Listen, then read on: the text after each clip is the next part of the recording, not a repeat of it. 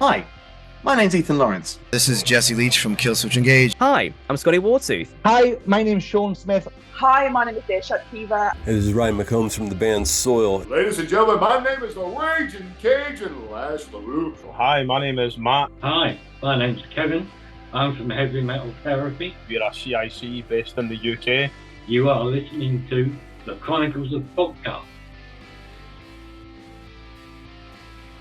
Hello, everybody, and welcome to the 136th edition of the Chronicles of Podcast. And these right here are the Chronicles of Heavy Metal Therapy. It is I, Jamie, and joining me as always this week, as always, this guy here.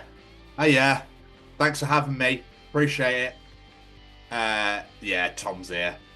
Who fucking hates bounties. Hit it! Ladies and gentlemen, this week we are bringing you two very special guests. This week's guests are part of an incredible mental health charity set out to give support and guidance to those who find heavy metal music helpful for mental well-being. Bringing metalheads together to show you are not alone in this crazy old world we live in. We are joined by Kevin Rhodes-John and Matt Sweeney as we bring you the Chronicles of Heavy Metal Therapy. Beauty. Absolute beauty. You've been rehearsing that. I have. I was in the mirror for about 10 minutes before we came on here. Where do I go? Up here? Do I go down? No, I'll go up here and then I'll bring it in nicely and then we'll slide in. Here come the names and away we go. Boys, how have your personal weekends been? We'll start with you, Kevin. Yeah, not too bad, considering the weather. I was geared up to get out and do some gardening, and then the obligatory rain turned up just in time to stop me getting the mower out. Oh, but apart from that, pretty chill. Good. British weather is just nuts. It's like it's the summertime, but it's raining. But it's one of those weird things. Like Britain's going to rain regardless of what happens. Whatever weather, whatever day, whatever season, whatever the fuck it is, it don't give a shit. It's just going to rain. Get over it, sort of thing. So like, the British people are always like, oh, well, it's June. Why is this here? Why is it snowing and hailing in June? I'm in Scotland, so I think I win shit weather top trumps here.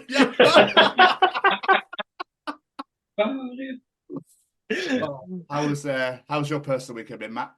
It's been fairly quiet, to be honest, but I'm kind of liking it quiet. Do you know that? Yeah, it's been just do the relaxing after a week at work, which I enjoy that now, to be honest. I'm getting old in my young age, so.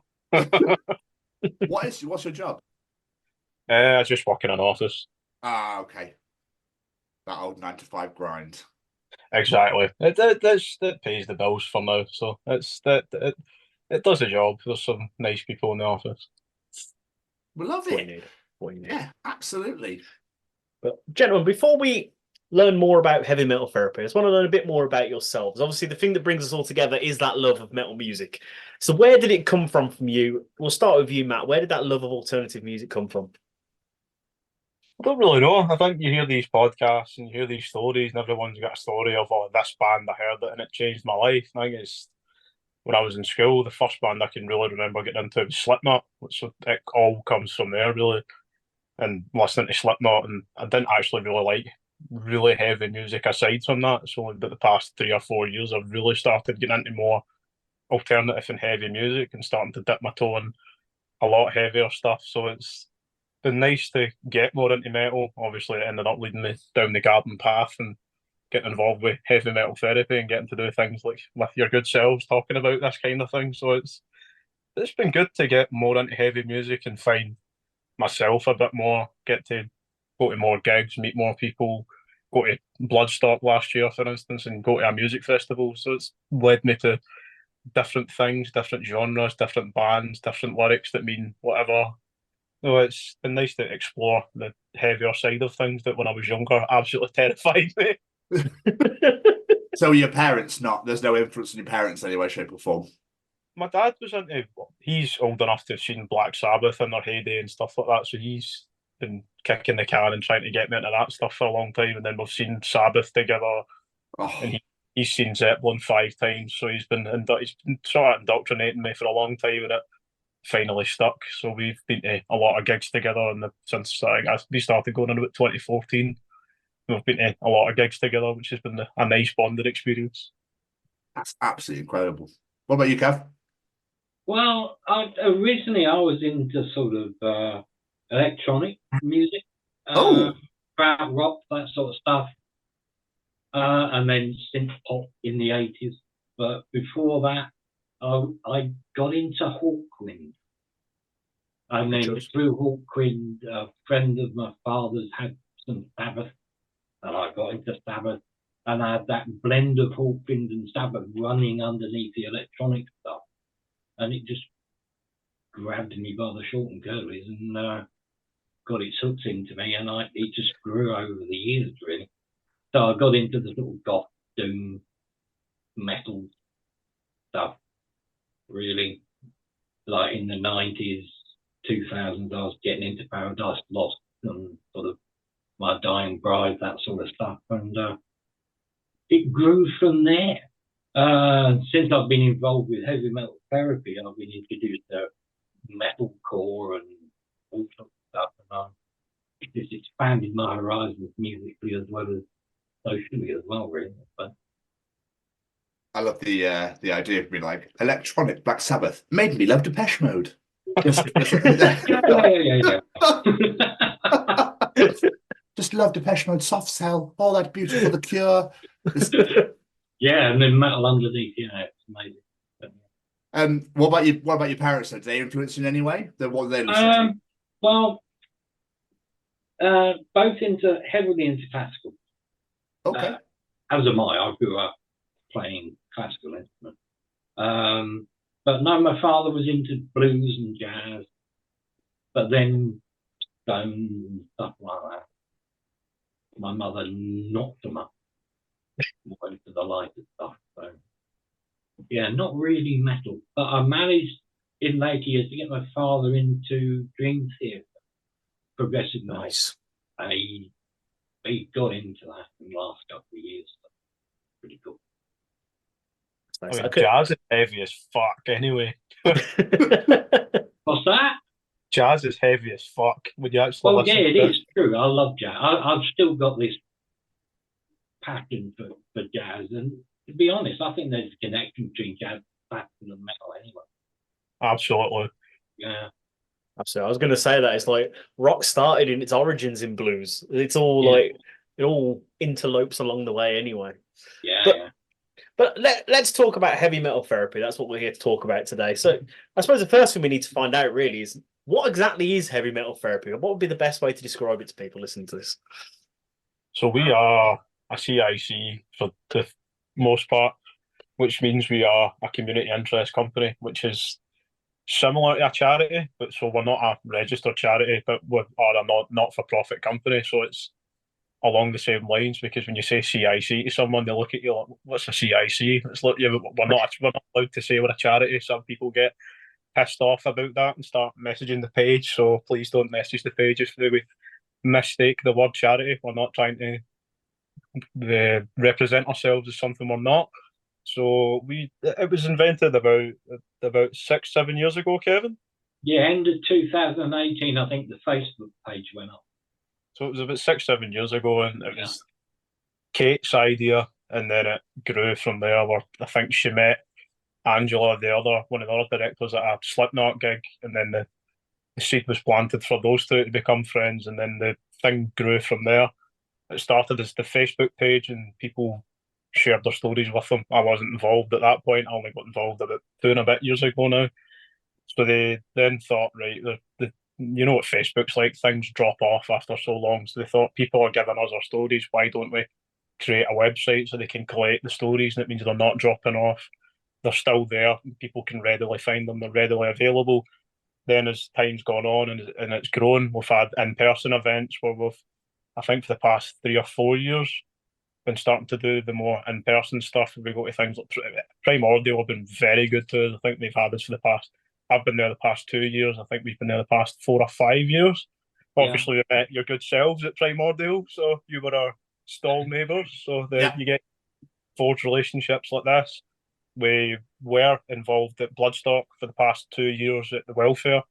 The people at the Order of the Black Sheep were very kind to let us join with them, and we went as heavy metal therapy. They let us wear the t-shirts. We had some memorabilia and paraphernalia at the stall where they could take stuff away if they needed to. We could sort of refer them and signpost them to whatever. So we were there. We're not there any longer as that, although there will still be some people from heavy metal therapy going to welfare. I can't make it this year, unfortunately, but we will have some people there, and hopefully people will put some stickers up around the festival site and stuff like that. And then we've also got the part of the website that's my favourite part of the website, which is called A Place for My Head, which all of those resources are made by members of our community. So everything there is nothing that is, I think at times with mental health, it can be the language used can be very inaccessible.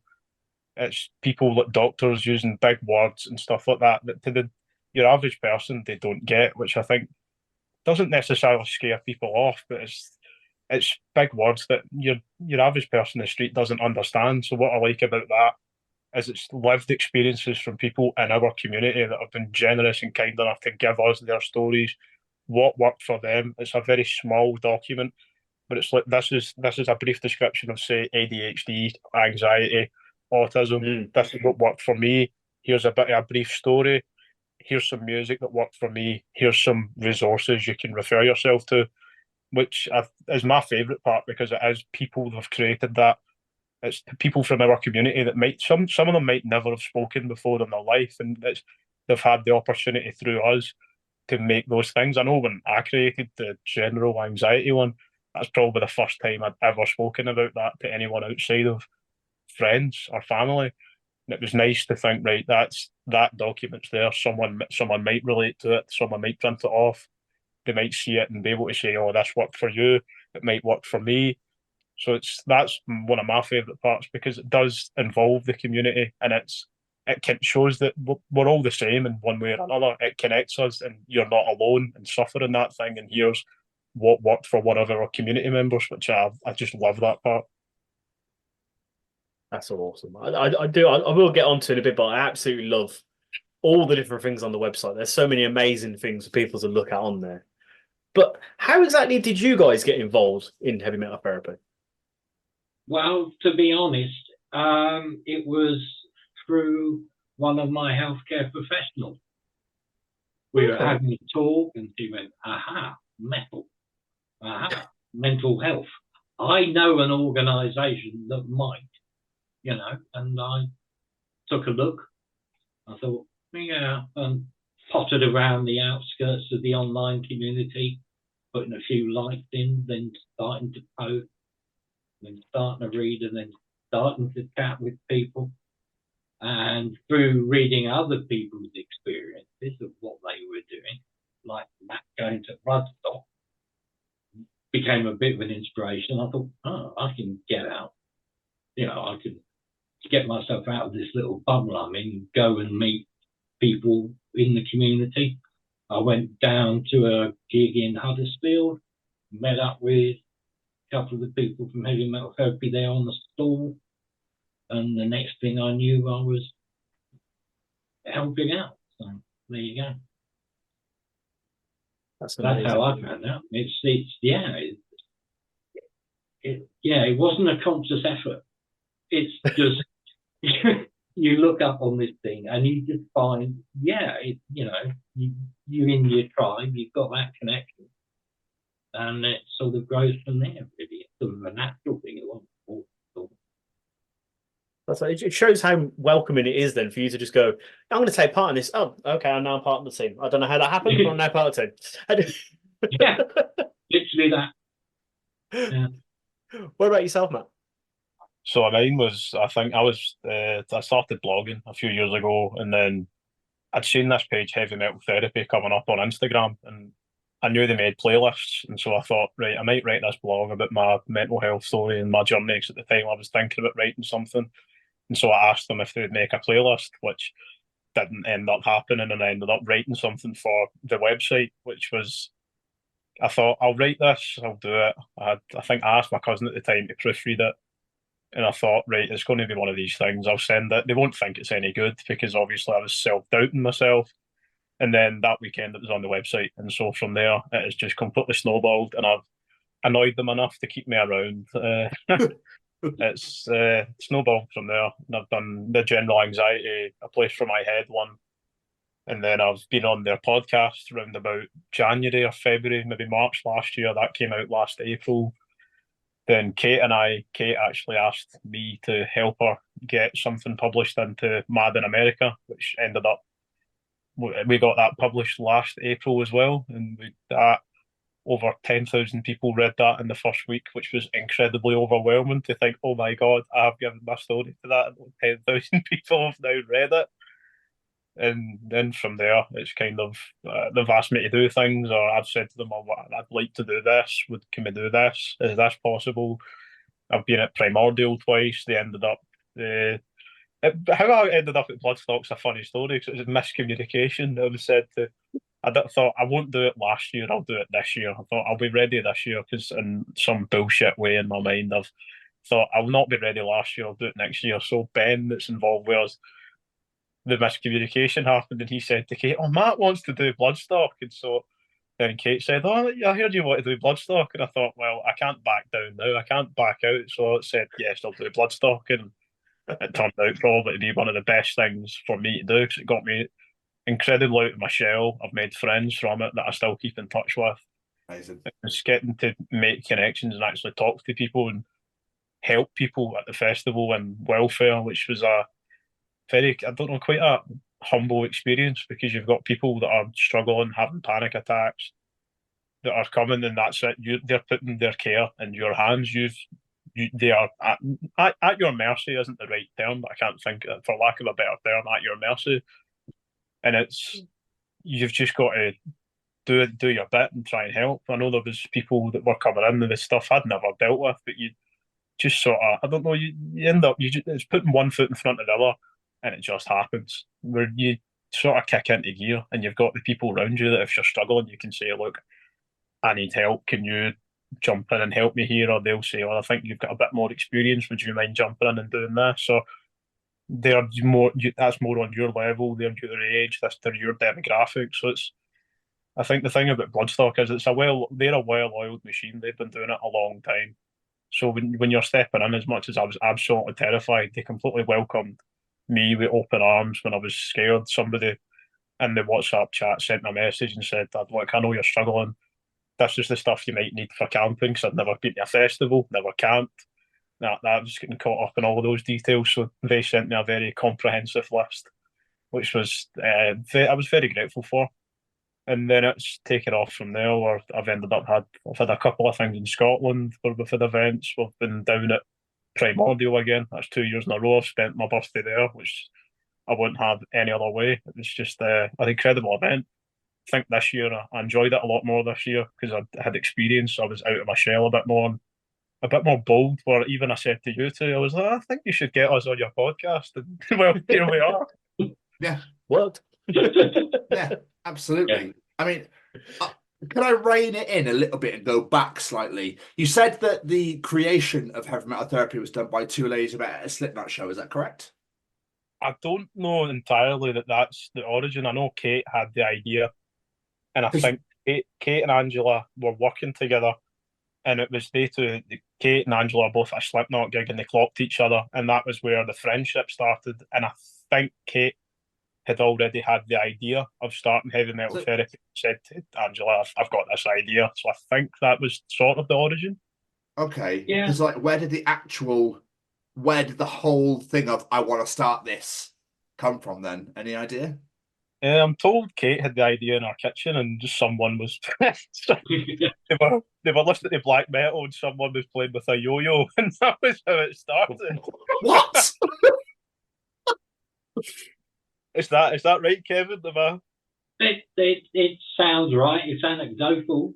I haven't got documented evidence of it, but yeah, I think that's about how it started, which I think is absolutely brilliant.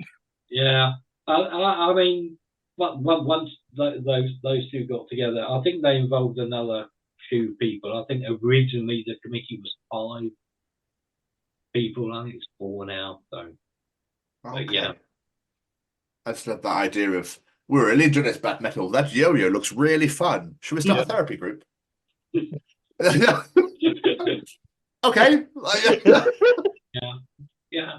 I mean, Kate Stunt did some research into mental health and heavy metal music in the community. So it's sort of built from that. Ah, okay. And in fact, if you look on the website, we've got next to the resource section, you've got the university tab, is it, Matt?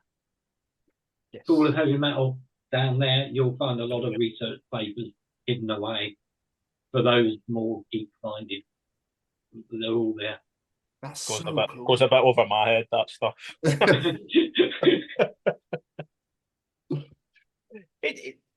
I love the fact that you guys got involved because, like, you were part of the community itself. Like, it helped you guys as well.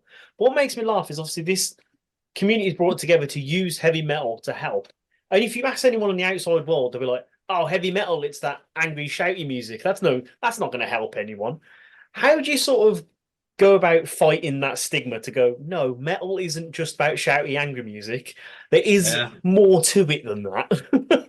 Yeah, but the shouty, angry bit helps sometimes. In a pure cathartic sense, if nothing else, shouty music, if you're in a shouty mood, get it out there. It's better out than in it. But yeah, I mean, if you look at the themes that metal deals with, generally, it's a lot of it might put people off, it being sort of on the darker side of things, maybe. But then again, that's part of life. And the fact that you can reflect that in the lyrics and you can connect to it and see that someone else has gone through it and you're part of the community that understands that, then that's how metal helps. So I think that's how you sort of push back against it. So what are like the primary goals of heavy metal therapy? For now, we've been rolling out peer support groups, which Kevin is quite heavily involved with. That seems to be the goal of getting those up and running and sort of trying to roll them out. So I know that recently Kevin and another member of the peer support group, whose name completely escapes me because I'm incapable of retaining information for more than 5 minutes. So I know that's the idea. So Kevin could probably tell you a bit more about that. He is shit hot at stuff like this. He is absolutely fucking amazing at it. It's been quite incredible. Like, I know that Kevin briefly mentioned that I'm a bit of an inspiration to him, which sits incredibly uncomfortably. But I know that last year Kevin had sent me a message and said that told me that stuff and that I sort of inspired him to get out. So I mean, even to think that I had some sort of small involvement in that is really fucking nice. It's nice to hear that you've had a positive impact on someone just by living your life, because I was terrified to go to shows on my own. I was terrified to go anywhere on my own, go places, and now it's like I've had the opportunity to go to Primordial, go down and do that on my own, go and meet them. I know last year before walking into Primordial I was shitting myself, so it's those opportunities that just present themselves and you've just got to grab it with both hands, I think. Yeah, it's true. It was your post on Bloodstock. I read those and I went, there, that's an example of what you can do. And I thought, I'm getting a big head now. I've just got to get more involved. I don't want this to become a loving, but you know, that's how I got more involved. It was partly because of you, to be honest. That's very kind of your experience. And to be honest, that is the nature of heavy metal therapy. It's people looking at the life experiences of others in the community and going, I can take something from that, or I can give something back because of that. And that's really what I wanted to do. I wanted to give something back. And that's really why I said yes to get involved with these peer support groups. It's fine as an online community, which is a good thing, because unlike standard traditional health service approach, where they're 24/7, you can be anywhere and you can connect to a community. It's not a case of you see a psychiatrist for 2 hours and then you don't get anybody for 8 weeks or whatever. We're there all the time and we have a lived experience. And I think Kate really wanted to take that to the next level and actually get us out in the real world, not just online. Okay, we do the festivals and we do the events with the stalls, but take that community and give it a physical presence out in the real world. So that's really what the peer support group about. We started the Wakefield one in January, so that's 5 meetings we've had now. We have one a month. Last Wednesday of every month we meet for about 2 hours. And it gives people a chance, if nothing else, to come to a safe environment where everybody's a metalhead, everybody is in the same sort of boat regarding issues. And it's somewhere, if you can not go anywhere else, it's a safe place for you to be able to get out that front door, get to somewhere else, and actually meet people face to face. So it's beyond the online community, really. It's taking it into a different level. So it's like evolving almost. Yeah, it's evolving. This is incredible. Yeah. And I'm assuming it's called Be Rate because obviously it's in Wakefield. Yeah, it's the Yorkshire-based thing anyway. Incredible. The community says Be Rate. Yeah. Now, at the moment, I mean, Matt's unfortunately been subject to this. We started training new facilitators to try and roll these out in other areas of the country. So we're in the process at the moment of like matching people to places, people, whatever. Sort of, it's a watch this space as to where the next one got up. I think, to be honest. I can imagine Matt's going to run one in Scotland and call it Get to Fuck. We've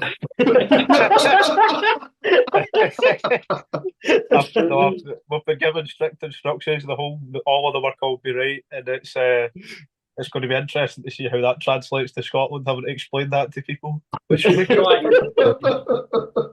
Try it in South London, mate. You know, it's going to be a bit different down there and all. Yeah, that's all right, but I think today. lovely apples and pears, lovely jubbly. No, that's north of the river. Oh, okay. Sorry. I apologise. I'm south of the border, mate. I love the idea of them all being regional. I'm a Brummie, so mine would just be Yam all right, Bab. That'll be It'll just be really elongated. You're right, Bab. There it is. No, but what I absolutely love about what you do, and similar with what we do with the foundation as well, it's that community thing. Because the one thing we were talking to people at Bloodstart last year is that message of you're not alone. Because obviously when you are suffering with mental health and you're feeling like you're isolated from everyone else, it feels like you're alone. So I love the fact you guys are encouraging people to know you're not alone. There's a safe space you can come to. Let's talk about how we are, and let's just listen to some fucking great music at the same time. Like it's such an important message and an important thought to get into people's head. It's absolutely amazing what you guys are doing. It really is. Thank you. Thank you very much. Yeah, that's cool. What? Sorry, Jamie. I'm just going to jump in really, really quickly. What specific mental health issues does heavy metal therapy actually focus on? It's not specific. Okay, so it's anything and everything. Is any area of mental health? I mean, we will cover things, as Matt knows, especially if you look at the resources, like the one Matt did for general anxiety. You've got general anxiety, you'll have depression, you'll have anger, you'll have addiction, you'll have grief, in fact, one of our little subgroups based off Facebook is for neurodivergent people. So you'll cover, obviously, people who are neurodivergent often have coexisting mental health issues. I should know, I'm autistic. So, there you go. I think the thing that I know from listening to it, because Kate and some of the other people involved are mental health professionals, so from having the benefit of being able to draw from their wealth of intelligence, it's the sort of correlation between neurodivergent people and possibly leading more into metal and finding that community. Because I think even if we've got a group on Facebook, the Mental Health Mosh Pit, which, to be honest, the majority of it is just really good memes. Brilliant. Most of it is memes. We just steal memes. But it's Brilliant. the amount of people that are neurodivergent that I think lean more into the alternative culture or the alternative subculture, or even when you go to the festivals and stuff like that, it's these people are looking for a place to find people that are similar to them. I know that probably heavy metal therapy and that whole community is something I probably longed for a long time before I got involved. So getting to be involved and make friends with people and get to make those connections is, I think, invaluable, because it does show you're not alone. I know that being part of the community, I've received a lot of help. I've also got to be on the other end of that and giving people help, which it's just really good to be able to give back, because they give you something, and it's for everything I've put into this, I've got just as much, if not more, back, which is just an amazing thing to be a part of, especially even it's probably the perfect week for us to be recording this, because we're now at the final day of National Volunteers Week, and you get to recognise the different communities and the different people that we've potentially had an impact on, where people might come to the stall, take one of our resources away, and never communicate with us again, and never engage. But it's known that they might take that resource, they might take that thing away, show it to someone else, and they might use it daily. That's having that stuff where you can say to people, here, just take this away, because all of that stuff's takeaways. We're not selling the resources. We're not looking to make any profit out of it. It's just there to help people. Nothing we are doing to generate profit. Even when we're at stalls, yes, we have stuff to sell, but anything we sell gets put straight back into the CIC to fund things like the peer support groups. Yeah, it's true. It's just the whole openness of the community, really. You get this sort of virtuous cycle, if you want to get a bit nerdy about it. You feed in, you get feedback, you give, you get back, just as Matt was saying. To be honest, doing these peer support groups, just being a facilitator in one of these groups, the amount of positive feedback I get from the people in the groups, just seeing how they develop over the time of a single session, or maybe even over a couple of months. It's amazing. And it gives me something as well. I'm getting something back. I'm getting support. Just for the fact that we're all on similar paths. And there's that shared knowledge, Incredible. What I like to do is be able to stand there and say, look, I'm a veteran goth, and I'm still standing, I'm still breathing. You can make it through, Whereas when I was in my 20s and 30s, I couldn't see a way out. I think that's what's important in what you do, because it's not going to meetings, sitting there with a psychiatrist, that sort of. It is community. It's I'm struggling. I'm also struggling. Let's help each other. Yeah, and I mean, that's really beautiful. It really is, especially in a community like we said that is ostracated. It is treated differently because of we listen to different music, which is just bonkers to say out loud, but it's true.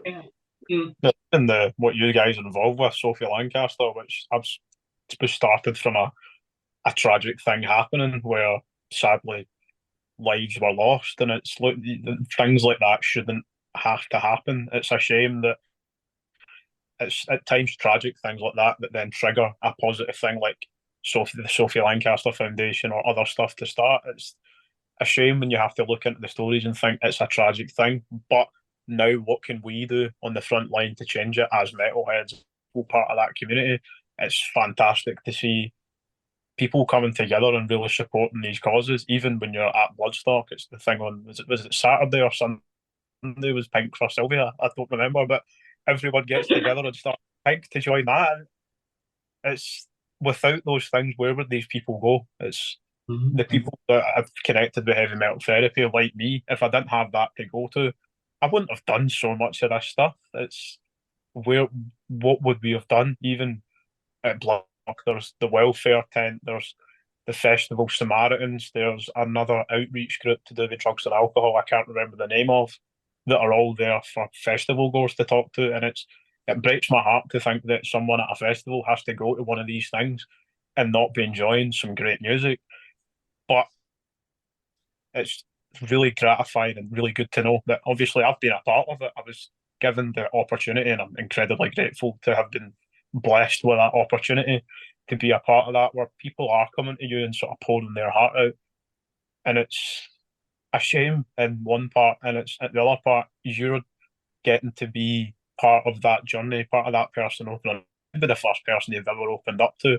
And I think Ben and I were on a podcast a while ago, and he had a thing at Bloodstock where he had a really breakthrough moment, and he said to the guy, "Now you need to go and tell your friends how you feel, because I'm just a guy at a festival. It's what you've told me. Go to your friends and tell them that." Which is just amazing to hear about. It's like, if we weren't there, if welfare wasn't there for people to talk to, what would happen to these people? So it's really good that these things are there, because I think that it suggests it does need to be there. There is, festivals are going to be overwhelming. Unfortunately, we know people are going to have too much to drink. People are going to drugs that they probably shouldn't take and might have adverse reactions to. So yeah, they're going to need a safe space to go with people that can say, "You're okay, you're not dying, you're just taking something that's not agreed with you. Just sit down, calm down, have a sleep, have some water and calm down." If that wasn't there, what would happen? Which it's just really, I think the way I always say it is, I'm part of something that's bigger than me, and it is bigger than me because we're only what we are because of all the moving parts. I'm not a mental health professional, and I didn't know anything about mental health until probably 3 or 4 years ago, when I was struggling with my own and forced to learn, which is probably one of the best things that ever happened, really, because it's thrown me down this path where I'm getting to do different things, explore different things, find out just how far I can push myself and what I'm capable of. So I had some shit times, but it led me to here. So I'm incredibly grateful for the struggle, I suppose, because it teaches you a lot about being human and actually being nicer to people and being there. I've had the opportunity to help people and be helped as well. It's very much a two-way street. It's, even with heavy metal therapy, it's getting to see what I put in and then what comes back out, which is just absolutely amazing. It really is. The one thing, even just wearing the shirt. I've gone to gigs just with a heavy metal therapy t-shirt on, and people are going, "What's that?" And you start talking to people about it. And I've had people say, "Oh, I think my son might be interested in that, or my brother, or whatever, or me," talking to themselves, and they'll go away. And you say, "Well, I hope that's made a difference." And it's the fact that within the metal community generally, and the alternative community as a whole, I think we're more open to discuss these things. So if someone is wandering around with a heavy metal therapy t-shirt, people will ask. And then you can explain that to them, and it's just a ripple effect. Just if you can just touch one person and make a difference, then what is that one person going to do next? They're going to touch someone else and someone else. Like I say, it's a ripple effect. It's a ripple effect. I do want to touch on something you said then, because it sort of blends into beautifully what I was going to mention. You said, like, this might be good for my son, because I think that is something really important, is looking after the youth and the next generation. There's an interesting thing I saw on your website that was a blog for parents on how to help, because I feel like this generation are more comfortable talking about their mental health. You see a lot of people on social media websites like TikTok and stuff are very comfortable saying, "Yeah, I've got autism, I've got ADHD, I suffer from depression," whatever it may be. But there's also a lot of people whose parents in their generation of feelings. Don't know what you're on about, mate. I'm just going to go down the pub. I'm going to know the fucking mine. I don't know. Feelings don't exist. Is this something you've heard a lot about, people's parents just not quite understanding what they're going through? I can't say I've heard a great amount of it, because there's some of it within the peer support group, but no, I think most of the stuff I've heard in real life from the people in the peer support group, the people who've talked about their parents a lot, I'd some of them have been more positive than others, but I wouldn't say there was a great deal of, oh, no. So I can't say that myself. But. That's actually great to hear. To be honest, I was quite scared what answer was going to get to us. That's actually beautiful to hear, because you worry, don't you? Because a lot of people don't talk about. Hell, I'm 38 and I don't like talking about my feelings. So it's. I'm somewhat older, and let's say it took me a few decades to be able to say, A, I need help, and B, can someone please tell me what's wrong with me, and then realise that there's nothing wrong with me, in the macro sense at all. I'm just me. I just have to have these issues and this view on life and whatever, and to learn with it. I had to go through that myself. So I hope, with me being open, I can give that to the next group of people coming through. Say, look, don't be ashamed. Don't be afraid. You can talk, and people will listen, and people will help. Which is exactly what we need, and I hope it does continue to be like that. I really do. So I know a big part of your music is promoting heavy metal itself as music, collating playlists. I'm seeing at your table at Primordial's like, are you suffering from ADHD? Listen to these songs. I was like, this is genius. Who collates these playlists and decides what songs are helpful to these certain conditions? I think the playlists, they get updated every so often. Sometimes they'll put a post up on social media to get suggestions for different things for the playlists. They thankfully don't have me involved because I'm fucking awful at playlists. I wouldn't say that. I just put full albums into playlists. I just think I like that one, I like that one, but I also like that one. And then it's but playlists are my strong point. But it's that I make playlists for myself that I like to listen to. But it's the stuff online. I know we've got stuff for anger, upset, sadness, and then we've got a international one for bands that come from cultures that maybe aren't as traditional for metal. There's industrial stuff. They are really good playlists. I've listened to. I think the anger one's quite a popular one, which should come up no surprise to anyone, I suppose. But I've discovered some really cool bands on the anger playlist that I think the playlists are pretty cool, to be fair.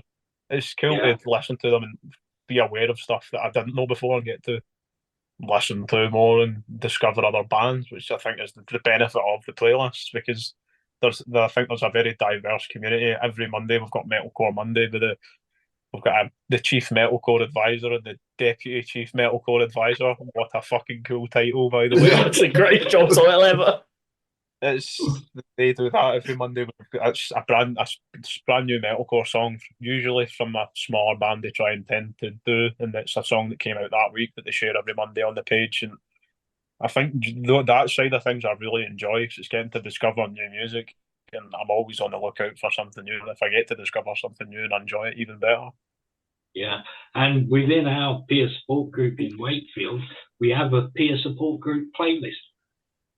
People within the group can suggest a song, and they'll put down a reason on a piece of paper, say this is why I've chosen this song, and we'll whack it on a playlist, and we play it in the background at the meeting. That's amazing. That is so cool. Have you found that since you started as peer groups, have they started to grow ever so slightly as you've done each one every month? I would say it oscillates the number of people. We have ended up with what I would say we've got the OG crew that have been there from the beginning. Yeah. We've had some people trickle in just for one, and then not. Maybe it's not for them, but it's starting to build. We're getting some traction. It's beginning to stick.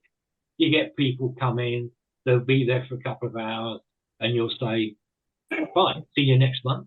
And they go, "Yeah, definitely, we'll be there," which is good. And we have a little comments book that people can write in at the end of every session. Amazing. With guidance on going forward. So we're fine tuning. I mean, we've only been going a few months, really. Yeah. Once a month, but yeah, I think we're beginning to get some traction in. That's incredible. I love it. I also realize that you've got the Church of Heavy Metal Therapy, the podcast and the radio side of things. Is that like a regular thing that happen? Like who does that? And like, is that the radio of the playlists as well? Is it like a certain like say anger one week and then it's upset the next? So the church is run by, we've got a guy, Phil, who's done that records those for us and helps us out with those quite massively. I think there might be one or two on the way. I think they're harder to record because we're all in different parts of the world and it's trying to arrange times for guests to come on. Phil's in Australia, so you can imagine how difficult that could be. Yeah. But I think even, I can only speak from my own experience from going on it, and I was also, and that was a friend of mine and a friend of Heavy Metal Therapies, Stu Mills, who's created a project called The Noisy Brain, so him and I were on together. And I think the stories of listening to that, it's just people from the community, normal people. It's not sometimes when you listen to these big, massive podcasts and it's famous people talking to you about mental health and talking to you about, I paid to go to this clinic. Which, I mean, there's nothing wrong with. I'm not knocking it, but I think at times it's when you listen to a famous person's story and they can talk about, I went to this retreat or I paid for this fancy counselling, and it's like, yeah, but people that are on the breadline are struggling to put food on the table from month to month. So I think when you, in the absence of good services, the peer support groups I think are good. I think one of the things that I like about peer support is that it isn't professional. It's people that have went through stuff that might want to give back or might want to help and have got together and said, we've got this idea, let's put this together. I know from the heavy metal therapy side of things, I think the peer support groups have been talked about for a long, long time. And it's something that has been on the back burner for a long time. And now it's something that I'm glad to see started. It's something I'm incredibly proud to see because I know it's something I've got a lot of help from as peer support groups where I go to Andy's Man Club every Monday, and it's something I get a lot of help from, just being around other people and getting to share your struggles and getting to hear their struggles and what worked for them. And I don't think you can put a price on that or a tag on that because that's listening to other people's experiences, and that is very much remembering that we're not alone because you're literally listening to someone else's struggle, and getting to share yours in a safe environment, which is really something that blows my mind. Watching people walk through the door for the first time and all of a sudden just start opening up, because you might be the first person they've ever opened up to, which is a position that is a very privileged position to be in. Yeah, very true. And the other thing I like about it is it's not a prescriptive thing. The way we've got the group structured is quite loose, the structure we've got. So we're not sort of cracking the whip and saying, now talk about this, now do this, now. It's what are we going to do? It's very organic. It's very. Tom was the chap you were thinking about, Matt. That's the name, Tom. He says, it's an outside in, not an inside. It's not outside in, it's inside out. So we're not pumping in from outside saying, do this, do that. You have this, therefore you do this. It's an outside in. Where are we? Where are we at? What do we need to do? What do we want to do? And we'll grow from there. So it's very much an organic, self-managing thing. We're facilitators. We're not mental health professionals. We've been where you are. You know, we understand. We're not going to prescribe to you what to do. We're just going to say what we have done, what we have gone through, and hopefully that will help you going forward. Tom and Kevin have put together a very, very good peer support training. It is very, it literally does what it says in the tin. Tells us what they've been doing. So it's something I was incredibly curious about since it started. I was interested to know the format and what they were going for and how they were going. So it was nice to do the training and just to see people even up and down the country on the Teams call that we don't necessarily get to meet. So I think the thing about our community that's not like other communities is you can be away from each other, and a lot of it's done digitally. So it's when you get to have those opportunities to get to even meet up virtually. it's you get to see the other people involved. I know that people have seen me on the Facebook group sharing and doing stuff and doing whatever, and I think it's a lot of the times I get feedback and people that, oh, you're doing stuff all the time, but I don't think I am. I think I'm just sharing stuff on Facebook or doing a post or a blog or whatever. So it's getting to actually know the impact you're having on the thing. Like, I don't ever think I'm doing a lot, and yet other people have told me I am. So I think it's getting to have other people's getting to notice. I think it's nice to just be a part of people that are like-minded and getting to even meet people like Kevin, because I would never have met these people otherwise. Yeah, it's true. Very true. If I would never have met Matt if it wasn't for HMT. If I had met Matt, hadn't heard about his bloodstock story, then maybe I wouldn't have been doing this book. It is phenomenal how it just all, the whole concept of it, the whole idea of it is just a beautiful thing. An absolute beautiful thing. You've mentioned Primordial and Bloodstock and everything. How was Devil's Market today? Do you know? I know you were there. I know Adam was there, wasn't he? No idea so far. I think it went well, but you met Adam and Rebecca. Yeah, they were both there, so I know that it's in safe hands. They're good. We're all good at what we do. I think when you get the opportunity to do the stalls, it's just getting to liaise with the community and meet different people. And I think that the thing I get to take away from it is if I send someone away and they took a card or took a resource away, I hope that we've made some sort of impact on them and they might pass it on to someone else. And it's just getting to have those real conversations with people. It's, selling stuff to put back into the CIC is nice, but if I've been able to make an impact on that person, I'm a lot happier doing that, because I'm definitely not a natural salesperson. But I imagine, because you get all the feedback, don't you? You've got feedback or stuff on your website that you get from people being like, "Oh, I came to your stall, I picked up a patch or a badge or whatever, and I got to talk to so and so, and it was absolutely beautiful." That must make you feel unbelievable inside, getting feedback like that. That's nice, because I think that times I think you can get caught up in the whole event where when you're talking to people, the day just goes by in a flash. Get time to really stop and take stock. It's when people are coming up and looking, you've got to be quite. I mean, you two will know what it's like as well from doing the Sophie Lancaster stuff. Where when people are coming up, you've got to be on the ball to say, "So, do you know a bit about what we do? Are you interested in this merch we might be plugging, or do you want to buy? If they want to buy something, it's having to know prices and set all that kind of stuff. Looking at sizes, doing the inventory side of stuff.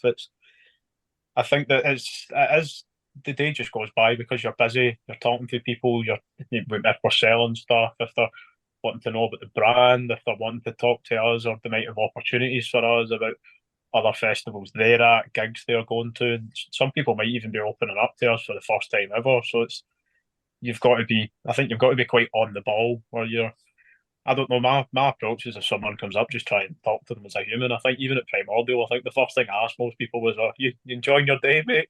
Yeah, exactly. Yeah, and if people want to know where we're cropping up next on the website, if you go in the About, there's a little diary section, and that gives you a list of our forthcoming appearances out in live, which is being kept up to date. So yeah, there's a few of them. I think it's got events in there down to the end of July. So, what is the future of HMT looking like? Is it just focusing on these peer support groups, or what other focuses is there? Well, now, to my knowledge, the peer support groups is definitely what we're plugging. There's other stuff where at the directors' meeting they've had their plan for the next 2 or 3 years. So we know what direction we want to go in a lot clearer now. I think the peer support groups kicking that off is quite a big undertaking where you've got to. Kevin could probably tell you a bit more about finding venues, liaising with the venue, having to understand the format, working with the facilitators. Obviously, they've had the building the facilitator training, delivering the training twice. So I think that's where a lot of focus is drawn. But of course, there's also the in-person stuff that we get to do, where you've got the people that we have to have the people to go to the in-person stuff. We have to make sure they've got the inventory, because Kate's very involved in that side of things, where she's got to kind of be providing us with the inventory and stuff like that. So the behind the scenes stuff, there's obviously, if there's stuff going on the website, I believe we've got 2 Church of Heavy Metal Therapy radio shows ready to go, so they'll be coming out at some point. There might be more of those recorded. The peer support group is definitely something that we're looking at rolling out across the UK, because we've got the one in Wakefield, and the training. Kevin could probably tell you a bit more about the demographic of where we've had people doing the training. So it would be really nice to see those rolling out across the country to see how it goes, because I think stuff like that's when you're really getting in touch with the community, and that's giving something back to the community that have been so good to us to give us their stories, and now it's been able to provide a space or a resource where they can go and open up and maybe meet other people, maybe even make friendships where they might meet someone and become really good friends with them, which is, given the resource and the room to make those connections, is absolutely fantastic to think about. Incredible. I think the most important question we need to ask is, how, if people are hearing this and they're interested and they want to join these communities, where can people go to get involved? heavymetaltherapy.co.uk is the website, and look up Heavy Metal Therapy on Facebook. There's also Instagram, X, and we've got Nurse Raptor on TikTok, HMT Nurse Raptor, who does little vignettes that are sort of quite pithy. I think that covers the social media event. If you check the diary event on the website, then you can see where we're cropping up next in real life, and you can go and press the fresh with someone at one of these events. Mr. Stevens, do you have any more questions for our wonderful guests? No, I think we're pretty covered, to be quite honest with you. Like, you just talked about the future, looking for those peer groups and that sort of thing.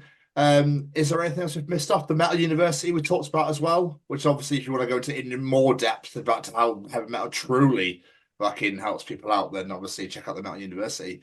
But any future developments coming, or is it literally all focusing on the peer groups for now? I think they might have different types of merchandise coming out. That I know there's been designs and ideas being put out. I know the facilitators at some point will be getting our own line of merch, if you want to call it that, like a t-shirt, so that when we're at the thing of the, God, I forgot the fucking word. That's terrible.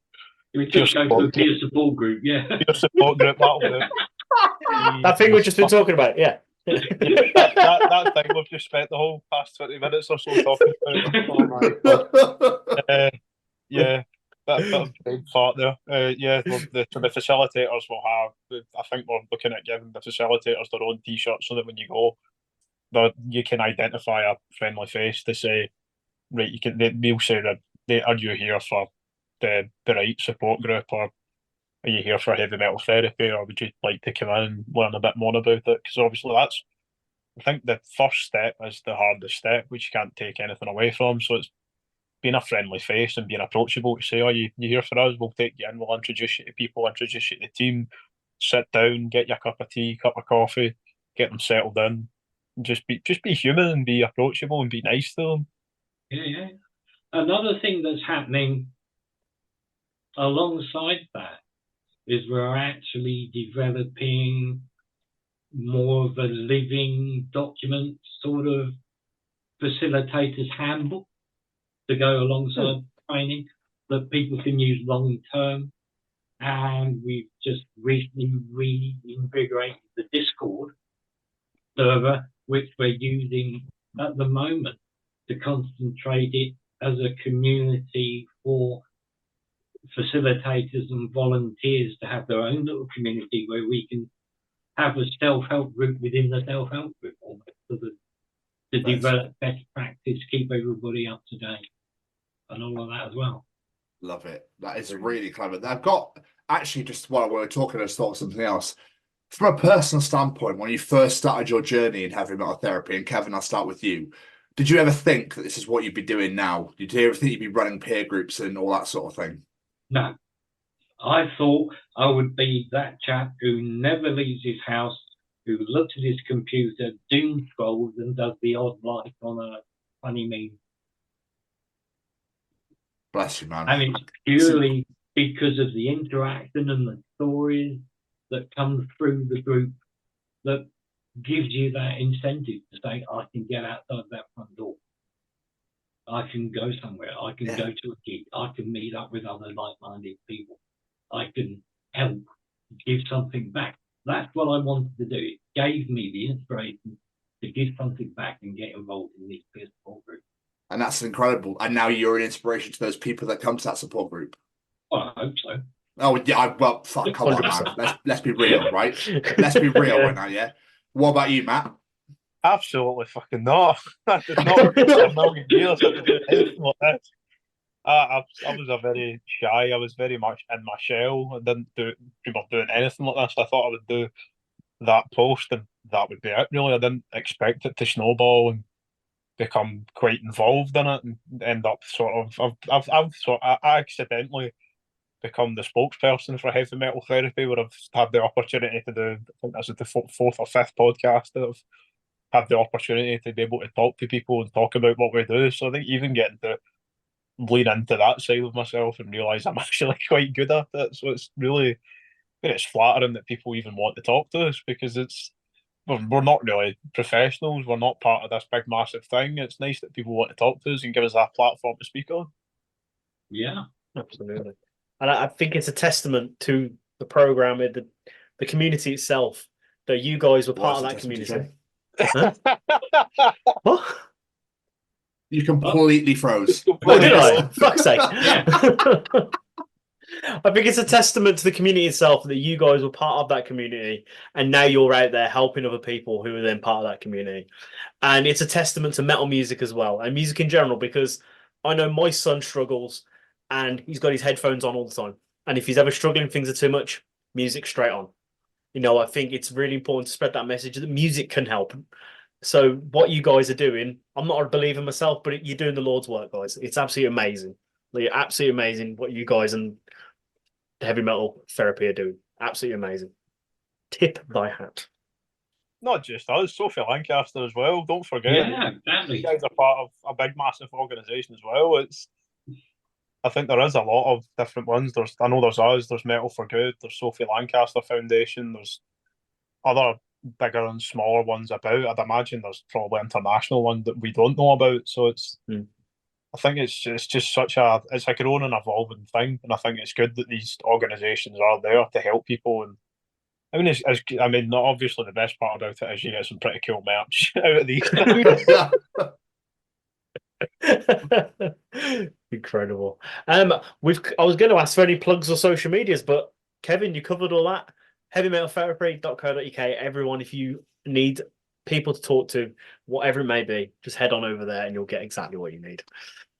Gents, before we let you get out of here, could we ask you for one little favour? I don't know about that. Oh, come on. Basically, at the start of every episode, we like the guest to introduce the show.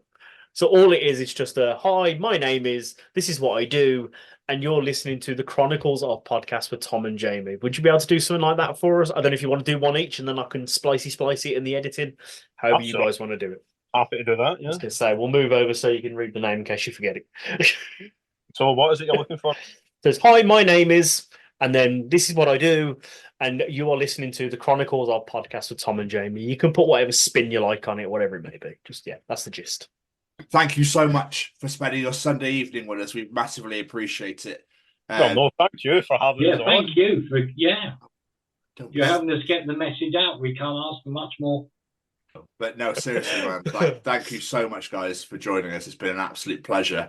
And yeah, enjoy the rest of your Sundays. Thank you very much. Thank you very much. Thank you for having us and giving us the opportunity. No, I told you, take it easy. We'll see you soon. Yeah, thanks a lot. If you need anything else, you know where we are.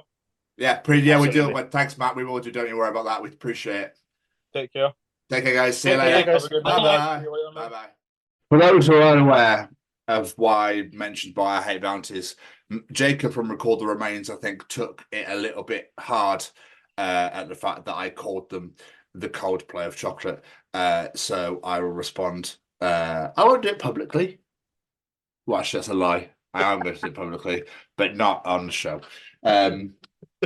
So yeah, have you seen these videos of Arnold Schwarzenegger voicing over or singing on things, or any? Have you seen all these videos that keep popping up everywhere?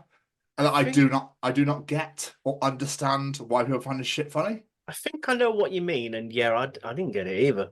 I don't understand why all of a sudden Arnie is now everywhere, and why he is now singing the DuckTales theme song, why he's now making dinosaur noises, and so on and so forth. It's kind of odd, and I don't get it. Am I too old, or I don't quite understand what Arnie's voice has to do with anything other than Arnie, really, to be honest with you. I think it probably was one of those things that someone did it and people found it funny. So when I know this is going to make me so famous making these, I'm going to make 100 billion of them and run the joke into the ground. Let's milk the fuck out of it. Yeah, because I watched one where he's playing with dinosaur toys, and one bit did make me chuckle a little bit when a T-Rex was walking backwards. But no, it was just like, and it went back, which I thought was quite, but still, it's not the point here, Jamie. No. It just made no sense to me, and I was a bit like, I don't get it. So then all of a sudden, the next video was Arnie singing the DuckTales theme song, and I was like, right, DuckTales, woo! No, it's not funny. It's just like milk it. For some reason, I'm pumping milk from a bar. Is what I'm doing right here. Sorry, milk it. And the best way. Milk it. Did not understand it whatsoever. Like I said, it's people trying to be relevant on social media. That is probably pretty much what it is. Okay. Yeah. Okay. Really funny moment happened at work yesterday. I was not yesterday, last week. I was just stood at the podium. I think I was looking at the diary. I was doing some work-related stuff. This guy, the brim of his hat was the largest brim I've ever seen in my life. And it went all the way around like a fucking flying saucer. And he walked in, hands behind his back, like he was arched over, and he kept looking around loads. And I was like, fuck is this dude doing? And he walked up to me and went, excuse me. Looked around a bit more and then just went, I don't suppose you do the government test? And then kept looking around. And I was like, I went, the government test? I was like, could you elaborate? And he looked around again and he went, yes, the dome. And you put your head into a dome and like lights. And I was going, the fuck are you on about? And then he went, DVLA, I believe. I went, oh, for driving? Where's this government test come from? And I was like, no, we don't. He went, oh, thank you. And then like walked backwards while I kept looking around. I was like, that was fucking weird. What the actual fuck? A Tory sitting like secret people to be like, investigate why people aren't voting for us this year. On top of that, or he's trying to get a driving license, but he's banned from driving for a very good reason. So it was just very secretive. Weird. Yeah, and wearing the largest brimmed hat I've ever seen in my life. No one will recognise me if I wear a large hat. It's almost like I was going to eat it and have all the sugary shit inside. Do you remember that? Plastic Fantastic, where the fuck that shit was? What was that thing on the outside was just the weirdest. Oh, what are they called? Like spaceships? Flying saucers. Flying saucers, that's it.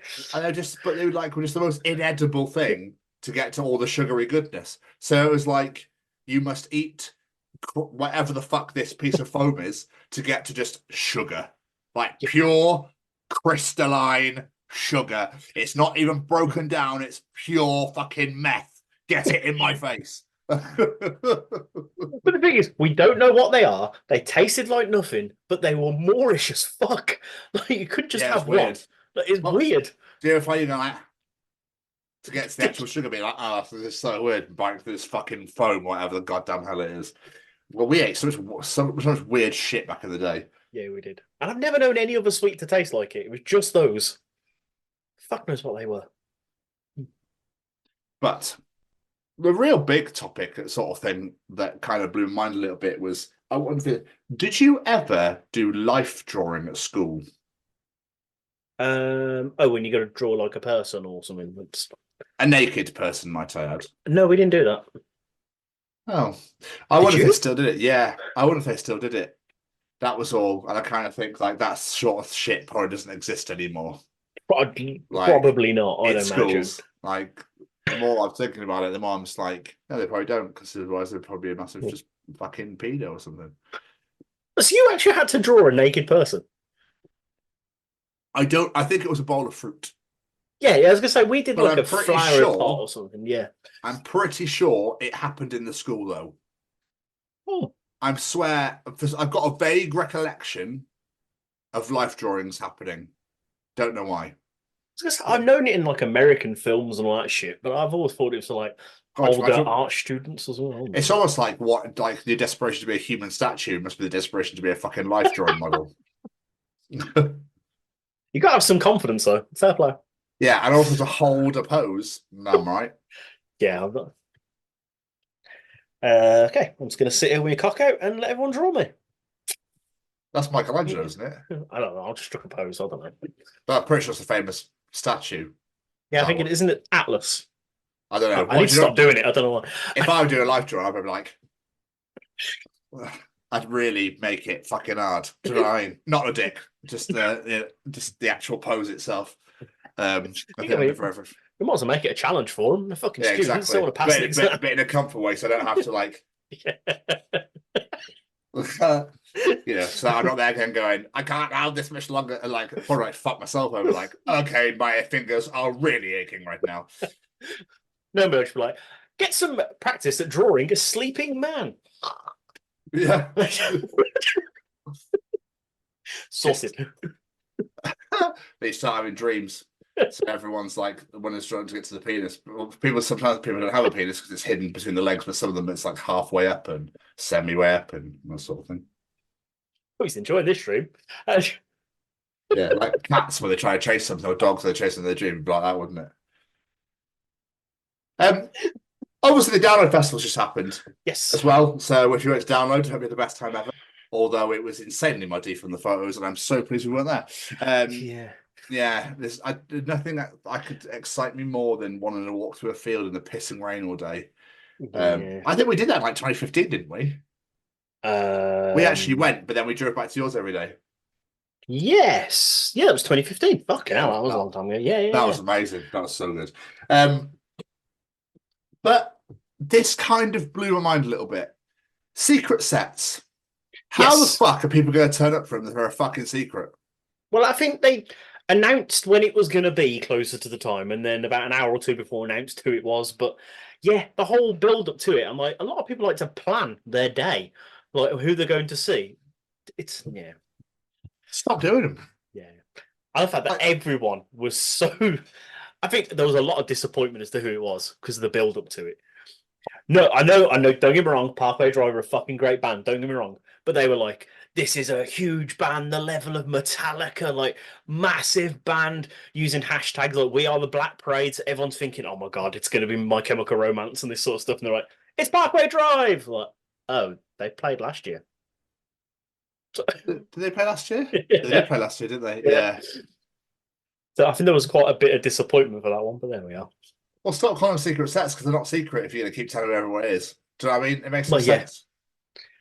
I don't know. I don't know why they did it. Just put them in. Just put them in the lineup. Like, I don't get it. People are going anyway. It's not, you're not going to sell extra tickets by going, ooh, we might have a secret set one day. Like, I think Busted did it for like Slam Dunk, but they called themselves Year 3000 in 2019. Oh, I wonder who that could be. Well, so that's genius. But yeah, at least you know they're going to be there and at what time they're on. Do you know what I mean? Yep. I kind of think I don't know. Maybe it's me. Maybe it's me, Jamie. Maybe it's just the age. But like, just put them on. Like, we don't need this announcement of an announcement shit anymore. Like, just fucking. Oh, by the way, Parkway Drive playing on Sunday. Sick. I'll be there. Yeah, I think it's a middle ground, isn't it? If you're gonna have a secret set, have it a secret. Just have them turn up. Word will spread through those fields. I can guarantee it. Like, just have them rock up like Metallica did in, I think it was the first or the second download. They just turned up and no one knew about it. Do that. It's going to be a secret set, but we're going to tell you where. And we're going to tell you what time. It's because they're obviously shitting themselves thinking, fuck, no one actually go. Like, yeah. But I did like part of Joe's video where they came off the bus. They were like, oh, my phone's not downloading. I can't get this set to download. Like, I just thought that's clever. like, it was really cool. Really, really funny. They just used different sentences when they downloaded it. That's clever. Yeah. So, I do hope people enjoyed Brown Load as I kept seeing it get called. But also, Mark and me got to interview Winston, so I'm like, you motherfucker. In person as well, that'd been amazing. Like, that would just been absolutely amazing. So, hope you enjoyed download, everybody. Hope you had the best time. So we now look forward to 2,000 trees. So we're very excited for that. So yeah, I guess it's time for Callum's Treachings. Oh. Do you want to know something? Callum will be able to tell you in Callum's Treachings. Is cereal soup? Ooh. Hello, this week's Treachings come from the set of my own podcast, That Gym Couple Podcast, that I host with my partner Lucy, where we discuss all things gyms, fitness, gym anxiety, and a bunch of other stuff in between.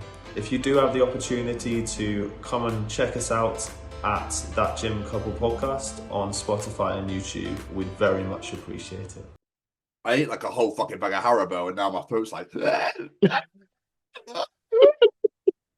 yeah, keep that in. Yeah, sorry, we mentioned Callum is here to treat... you know what I mean. So, Jamie, what is Callum treats us this week? Until your 36th birthday, you've been a child longer than you've been an adult. Was child into 18? Yes. Or 19? 18. 18, 19, 20, 21, 24. 18 plus 18 is 36, you twat. Okay, I guess. 1, 2, 3, 4. Wait, 5. Wait, 6. Thank God I'm in charge of editing. Jesus no, I won't. Christ. Oh. Ah! Yeah, it's so crazy. I feel like I've been here way too fucking long on this plant, to be honest with you, mate. We're not even halfway there, yeah. Jesus Christ, like, we're not even Bon Jovi. I know. This is fucking nuts. Yeah. Maths ones get me every time, though, Callum. Like, what the fuck? Every time I sit there and go, what's he mean? Why is he too clever for us? I bet Callum's part of the 1%. That TV show, not the actual 1%. You know what I mean? The, like, billionaires, that sort of thing. Oh. I meant the 1% on ITV with Lee Mack, where the questions are like logical and stuff, and it's not general knowledge. Have you not seen this? No. Oh, mate, so good. You can play along online on your app and stuff. And it's like size of it's how your brain works or something. It's like really clever. So you probably go out on the 100% question, yeah, the one that everyone fucking knows. Yeah, guaranteed. Yeah. 1, 2. Jamie, you got 15 seconds. 3. Wait, 4.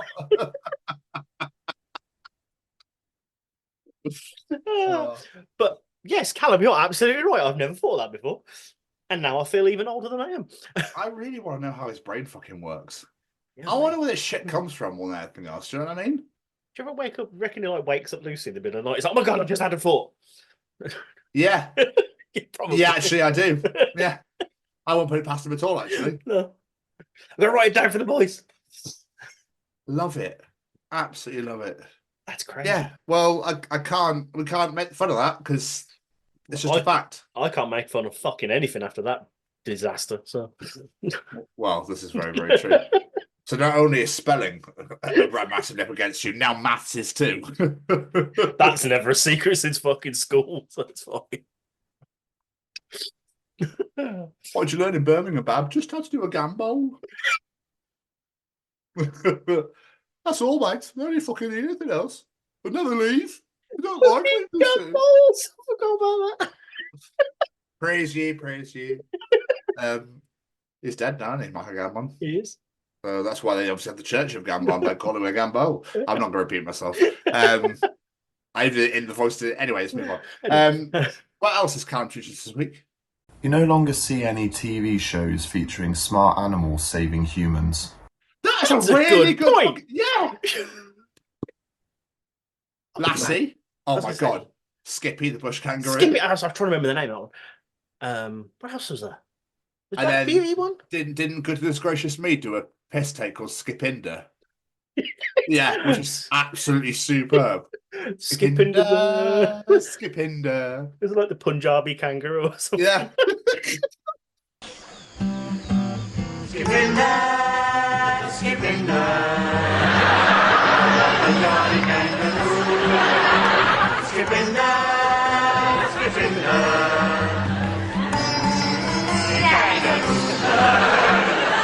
That program was fucking great. Oh, everyone will kick off right now though. But Oh, definitely. yeah. I feel like there's more. Was Black Beauty one? I was going to say, I think Black Beauty might be one like that as well. Wasn't that a book? That's Dickens' book, isn't it? I don't know. I thought Black Beauty was a thing about a horse. I don't know. It's not Dickens. Someone wrote a story called Black Beauty. Is it Dickens? I need to look this up. I was going to look like massive fucking twats on here. I've already done that, don't worry. Yeah, it's very one. yeah. Black Beauty. Stallion. Who the fuck wrote it? Oh, Anna Sewell. It's definitely not Dickens. Definitely not Dickens. Definitely not Charles Dickens. I'm just amused by Stallion. It's because that's what we called it. It was but Lloyd's Bank obviously just went, that's a great idea. Yeah. The only ones I can remember are Skippy and I mean, weird that kangaroo saves people. Like what? I mean, it could beat the shit out of you. That's pretty much about it. Yeah. Depends if it's good side, I guess. I wanted to see like Skippy after dark. You know, like injected. That's why they get so kangaroos so roided up. Fuck off, mate. Yeah. Just in the gym, like fucking doing bench press. Fuck mate, Skippy's here. Don't fucking make eye contact. Just don't even look at him, all right? As though he's gonna fuck you up, mate. Just don't fucking Dave. I said, don't fucking look at the kangaroo, mate. All right. I know it's a fucking kangaroo doing bench press over there, but if you fucking look at him, he's gonna kick your ass.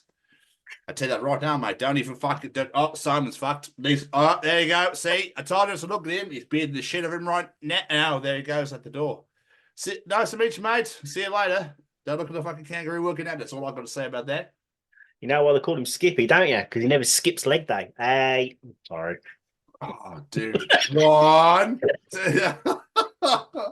Fuck me. Remind me why I do this show with you, please. Can you remind me? So I give you all many sources of entertainment to take the piss out of me. Fuck's sake.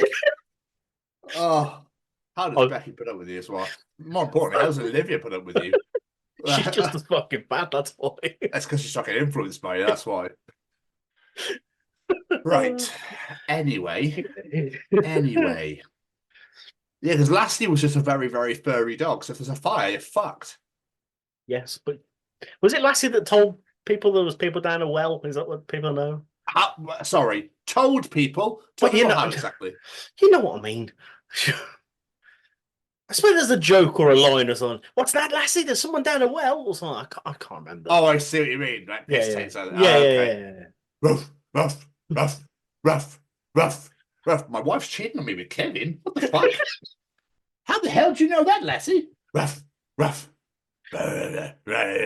Chewy? What?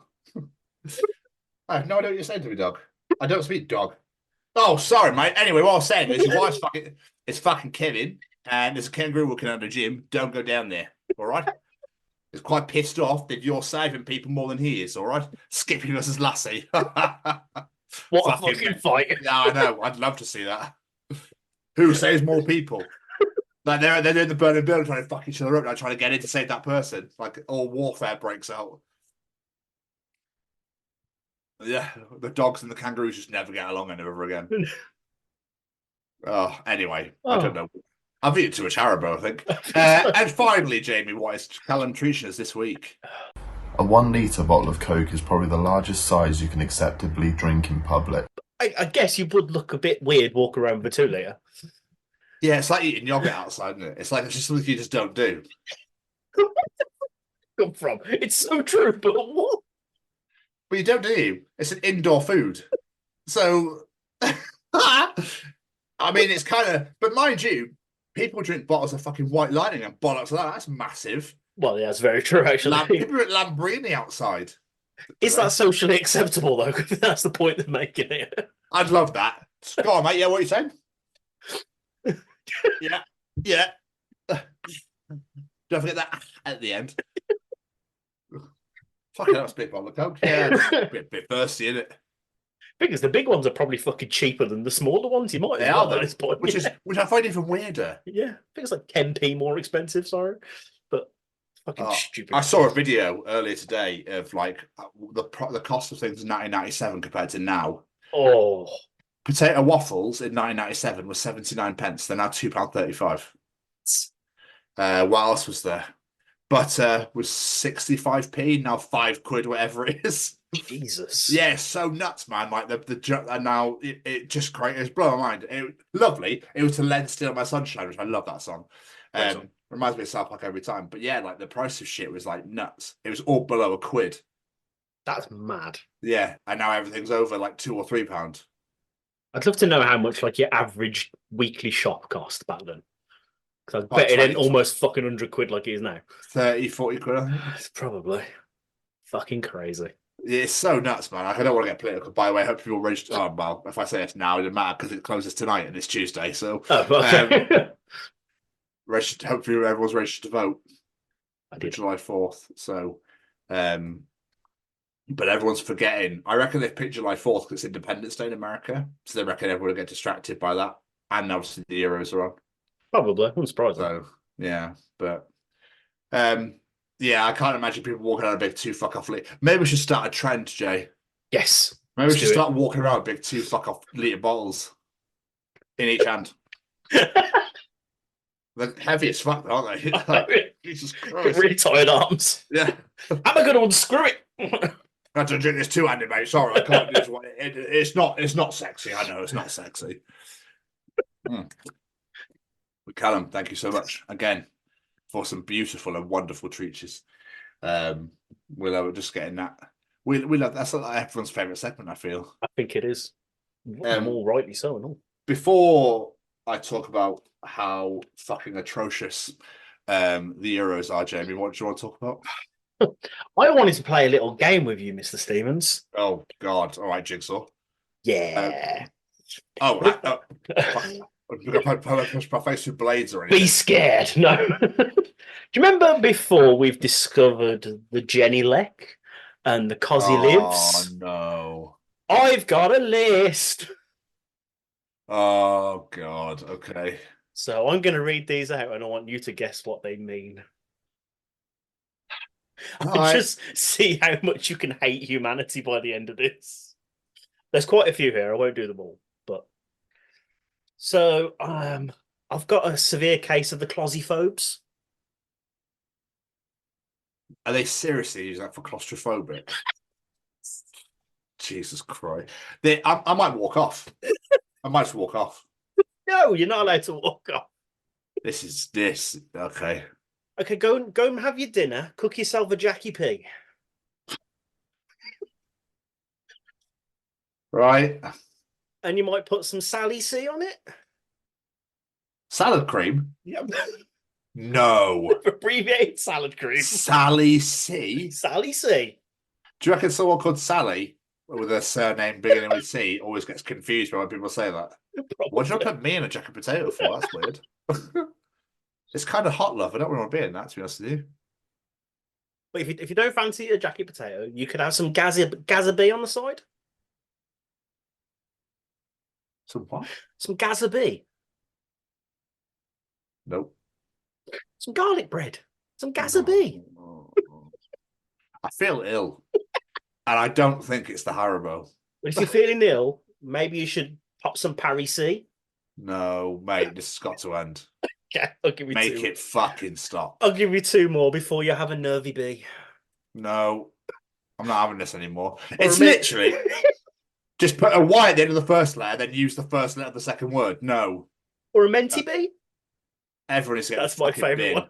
Get in the bin. Actually, my favourite one out of all these, because it's the most millennial thing in the world. Is it millennial what they are now? Was that us? I don't know. Whatever they are now. A holly jobs. An abroad job. It's a holly job. Okay. I just don't even want to react or say anything or talk about it or exist or anymore. I literally stumbled upon this and I was like, Tom is going to hate this with his whole entire being. Yep. I'm bringing it to the show. I used to absolutely love you. I think that's over now. I'm sorry. You fucking should be. I mean, this could take some serious making up now after making me fucking go through that 2 minutes of torture. I'll pour you a glass of Savvy B to cheer you up. Oh, fuck off. People need to grow the fuck up is what they need to do. Just talk like a normal fucking human being. So lazy. If anything, you're making it harder for yourself. Yeah, because you're going to try and fucking work out what they're on about. Yeah. What even saying it? What if you start fucking it up? Oh, God. Oh, I might put some Paris in my Jackie P. Oh, that sounds weird. What the fuck is wrong with you?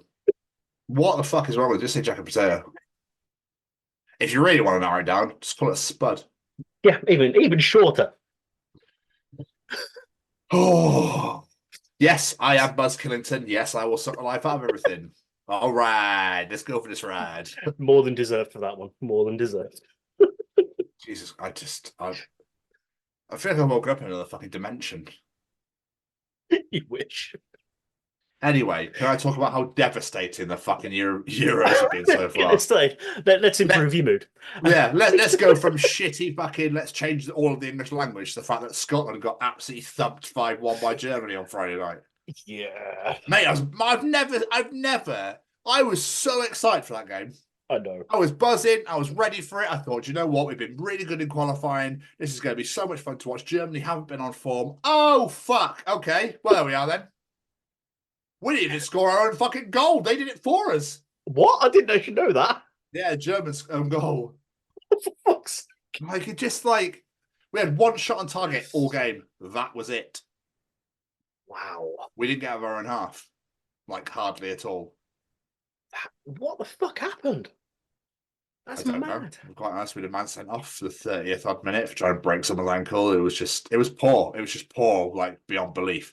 And we got the Swiss tomorrow night, and it's a must-win game or something needs to come out of that game. And I'm just like, they smacked 3-1. So I'm like, well, I just don't know. Like, I was really fucking pumped for this, and already in one game I've gone, yeah, I can't be asked anymore. It's when England won the other night. I was like, is this making Tom even angrier? I feel it might be. I mean, no, I don't like the pedestal that all the England fans put England on. You only won 1-0. It wasn't exactly a great game either. Yes, I know we got fucking thumped, but there was reports that Serbian fans and England fans were fighting each other in pubs, whereas the Munich police in Germany were thanking the Scottish fans for making it the most fun they've had in years. Do you know what I mean? And he just there you go. Well, obviously there's going to be wankers everywhere. But we were just singing that he's got a football on his head and then putting a football on different people's different heads every time. And the Germans were loving it. You know, it was just great. Yeah, as they always say, no Scotland, no party. Nope. No Scotland, no party. Anyway, I love it. The thing is, this happens every time that England are in a thing. They do really well at the start, give people lots of hope, and then fuck it right at the end. So I don't know what anyone. Have you been interested? Have you been interested at all? Or? When I say everyone, I'm not including myself in that. I'm just an observer from the side. I couldn't give two shits. Becky must love it that you don't like sports. Probably, to be fair. Yeah, she must be like, fucking yes. I'll make you watch Grey's Anatomy again. Hey, I'm loving a bit of Grey's. Oh, dude. That one. Fuck. Oh, God.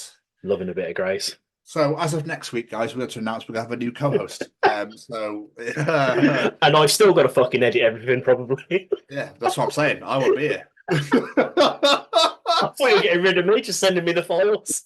No. Anyway, that's it, does it? So yeah, so that was obviously for my birthday, we got fucking annihilated by the Germans. Couldn't have picked the worst time to do it either of your birthday. That's just the way it goes, my friend. The World Cup in 2026, the starts on my birthday. Oh, really? Yeah, which is fucking cool. So love it. I think it's because it's a Friday in 2026. So I'll take it. I'll take it. But yeah, so it's just one of those things. Birthday was fucking amazing, though, by the way. Good. Turned 37 last Wednesday. I had to work all day. That was shit. And then Emily took me out for dinner on the Wednesday night. And she took me out for dinner on the Saturday night, which is really nice. We went to Zaza Bazaars in Bristol on the Saturday. Oh, mate, unbelievable. However, there was a table behind us. So we just got there, we sat down, and we were about to go and eat. I went to go get, so Emma was like, "I'll go get your food and I'll wait for you." I was like, "Okay, no worries." I don't know why. No one's gonna fucking take the table. But still, you know, it's one of those weird things where you just think, so even though you're allocated that table, she was like, "You go and I'll wait for you to come back." I was like, "Okay." So I went. I came back and she was like looking at me. There was security on the table behind us. We're like, "What the fuck?" So I looked at her, she was like, her date stitched her up, she's got no money. I was like, wow. First of all, how shitty, but how ballsy at the same time. What a dick. I know. So what had happened, from what Emily had gathered, what had happened was he'd gone to the toilet. Yeah. Hadn't come back. So she called her. Oh, yeah. I'll be 5 minutes. I'm just washing my hands, or whatever the fuck he said. And never came back. And he was taking her out, from what I gathered, so she didn't bring any money with her. I mean, so she was sat there like, so it's either a really, really good fucking ruse and that she was in on it too, or he generally stitched her up. What? Wow, what a dickhead if he did. Oh, mate, but I forgot how fucking good Zaza's is. Holy shit. I don't even know what it is. Never been there. It's an all-you-can-eat place. Oh, okay. So it has 5 stations. Ooh, okay. 4 as in squares, and each side has a thing. So it's like Indian, Far East, so Chinese, Mexican, American, British, desserts, drinks. It's amazing. It's like nacho station, tacos, fajitas. So then you've got like the Chinese got like noodles, stir fries, and then like sweet and sour, the usual shit. And there'll be a couple of sides that have loads of bowls all the way around. It's got loads of different stuff in. And I tried this Indian tikka masala there. Oh my god, I had it twice. It was so unbelievable. There's like burger stations, and there's burgers. In the American side, that sort of thing. And there's like the British side where I don't know why the fuck that's there, but it's like fish and chips and pies and stuff. Yeah. It's all you can eat. You get an hour and a half, and it's like go, and the drinks are bottomless. You can drink as much as you like. But you were in your fucking element, weren't you? Just that Mexican side. Yeah. The only Italian bit was pizza. Oh. Yeah. Bit odd, but whatever. Not like there isn't other choices there. It's fine. Well, just have the British shit. Just have but I don't know. There you go. That's just me, I guess. But and they have like proper chefs that make you stuff up there, and then there's sushi as well, sushi side. It's so fucking cool, man. And you can have whatever you want. Yeah. I shall have to investigate. I think you should. It's in Bristol or Newcastle. So I think you might want to go to Bristol because Bristol's a bit closer. Just a little bit closer, yeah. So me and Emily did that. And on Sunday I helped her with her garden. She had loads of shit to get rid of. There's like this parasol thing that's attached to like a massive cog, but it was like the heaviest fucking thing I've ever lived in my life. Just so yeah, helped her out with that. So I did that. I realised I'm going first, but fuck it. Friday, obviously went out and watched the Scotland game. My brother-in-law Ashley came, Martin came, Liam and Emily joined me. I just feel sorry for them. I'm just so sorry, guys. Just so sorry for all of it. Because there was a stag do in there, dressed as jockeys, and the groom was the horse. And every German pass, every German goal, everything, they were cheering. So when when Rudiger smashed that header into his own net, I lost my shit. And then I screamed so loud that I was like, "The comeback is on!" Even though it was only 8 minutes to go, and then I screamed straight after, and I was like, "Oh, Fuck's sake. Just I want to take the piss, but yeah. I was going to say I'd imagine you were a bit of an emotional mess during all that. I wasn't emotional. I was a bit more like, what the fuck is going on? Do you know what I mean? Yeah. Disbelief, I believe, is the word. Yeah, because we've been so good in qualifying, and then as soon as you get to the big time, no. Well, hopefully tomorrow night will be better for you. Well, can we keep everything crossed, please? I will. I'll cross everything. Could you watch it for me as well? Could you watch it with? Just watch it. So I don't fucking know, man. Imagine if I was the good luck charm. If I watch a game, you win. Mate, the last time you came to mind to watch a football, well, not watch it, but it was on, was the fucking 7-1 Germany smashing Brazil 7-1. Yeah. Shit, does that mean I'm good luck to the Germans? But you didn't do it. Did you watch it Friday? I didn't, but I kept checking the score. Does that count? I suppose. I'll stay away. I'll stay away Wednesday. I won't even look at anything football related. It's the Swiss tomorrow, so. And if you listen to this, we've probably been fucking battered again. But we'll see. Anyway, how are you, my friend? Yeah, I'm good. I'm tired. I've not been sleeping very well. I've been to the doctors today because my system's just. But yeah, I'm getting there. Just very tired. I keep getting headaches. Like I get into bed, and as soon as I lie down, I get bad headaches behind my eyes, and I keep waking up loads in the night. I don't know what it is. So I've been to the doctors this morning. Hey, checked my eyes. My eyes were fine. He checked them. He checked everything. He's just said take regular painkillers. Just try and do something about my sinuses, and hopefully it'll clear them. The usual doctor response, really. So. Oh, okay. Well, maybe see an optician or something. Yeah, I'm not due my checkup yet, but I might just go in early and get. No, always go. Yeah, check it regardless. Just go and just come in. Even if you're here, come and see me. Yeah, I think I might do. Yeah, something's not right. It's getting on my nerves. But hey ho. But other than that, yeah, since last recorded, I've been to see the kids twice, which has been nice. I know. Yeah, it's been nice. We've done an interview. I've had Father's Day, which was very nice. Sunday, Becky and Olivia took me out for breakfast, which was very nice. I had work in the afternoon, so I just got the morning with them. And then yesterday, I went to go see the kids. It's such a weird day because that day is basically, yeah, your sperm works. Pretty much, yeah. Yeah, which is weird as fuck. Yeah, it kind of is. I've always found parent days a bit weird. It's like, yay, my parents shagged. It's odd. Yeah, it's a bit odd. Is odd. Yeah. And then some people don't even get to celebrate because they don't even have those parents or there's something going on or whatever. So I think they're bullshit myself. Yeah, I've never really understood them, to be honest. Although I will never in my life ever tell Olivia that a day is National Olivia Day ever again. Because apparently people's names have days. And my friend sent me a post saying, because there was a post on Facebook saying today was Olivia Day.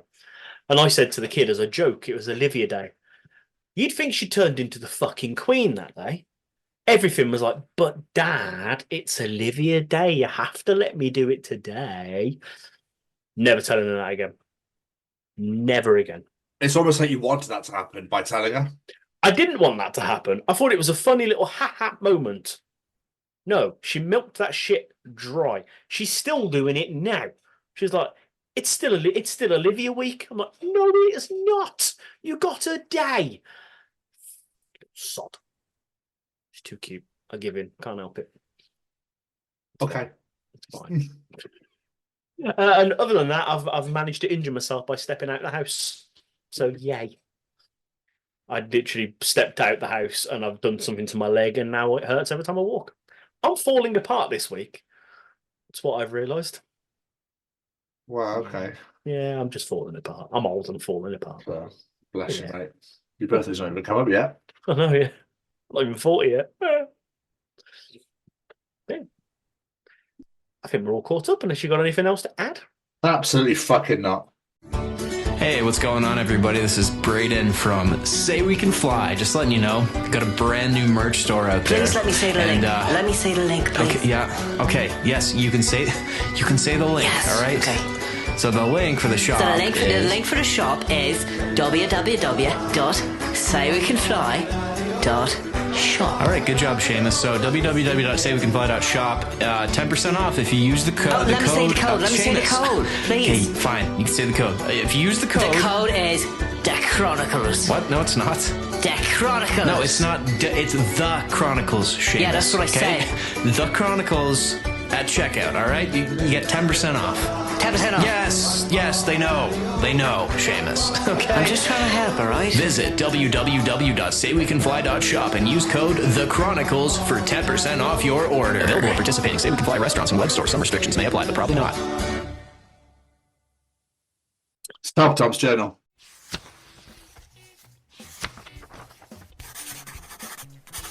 And welcome to another edition of Tom's Journal. So, Jerry, how many chefs do you think were wrongfully executed in the medieval times because the king's food tester had a food allergy?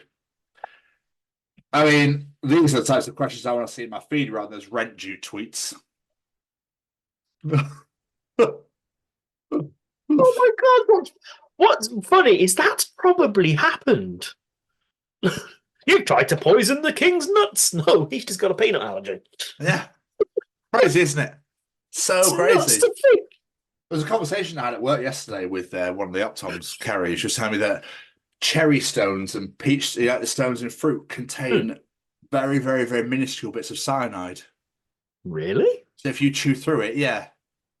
Wow. I know you could, if you very, very, very, very carefully and in very, very tiny bits eat poison, you can build up a tolerance to it. Huh. Just, yeah, I thought it was kind of crazy.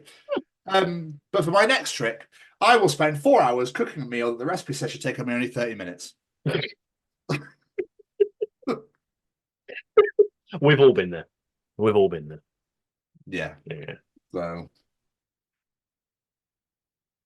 bro, I'm telling you, right? The gym has changed my life. It's literally got me to the worst situations. Oh, right. Well, how so? Well, last night, 5 guys broke into my house. Oh, shit. What did you do? Well, nothing. I was at the gym. Oh, for fuck's sake. Oh, it's been a while since I've had a really stupid entry. There it is. Fucking hell. Oh, so good. I love it. Whenever I say that, you nod as if I'm so happy I wanted this to be a stupid entry. It's better than fucking Sally C or whatever the fuck you were saying. Better than that. Bro, what if like soy milk is just regular milk introducing itself in Spanish? Oh, for fuck's sake, we're 2 for 2. Oh, fucking hell. Oh, that was one of my favourites. Soy milk. It's even funnier when you say it with the accent.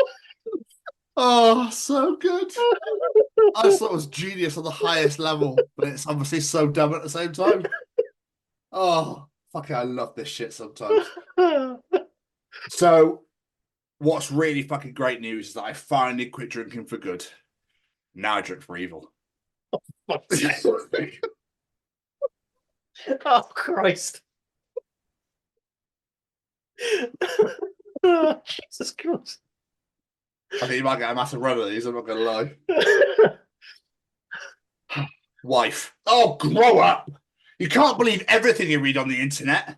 Me. Look, I don't need this shit. There are local singers in my area dying to meet me.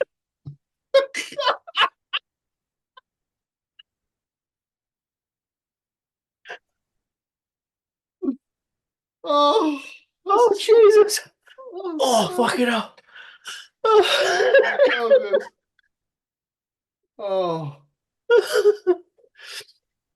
Oh. Jamie, in Germany, I'll fucking bring him up again.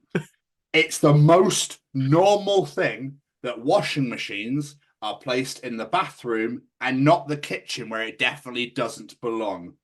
So why does this actually make perfect sense? Why are they in the kitchen? That is a good question. Why are they? I don't know. I think that's an English thing because Americans don't either, do they? No.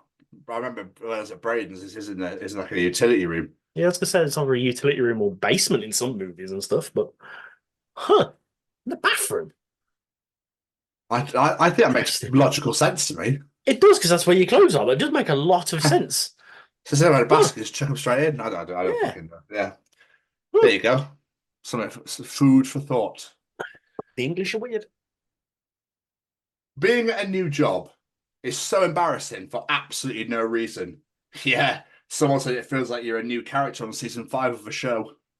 Oh my god, it is! It is exactly what it's like.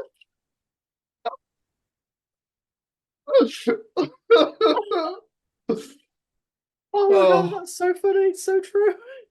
Love it. But what's really mental to me is that some people still wake up in the morning and think, today I'm going to wear my 2015 school leavers hoodie out in public. I'm so glad they weren't a thing when we left school. Yeah, tell me about it. I think we had Fuck like that. a tea towel or something, didn't we? Like all the faces that you drew. I don't know. Primary schools, yes. Yeah. I don't think I ever had that, but I remember them being a thing. Fucking hell. Yeah, I remember having a university hoodie that I bought, and then I was like, why have I bought this?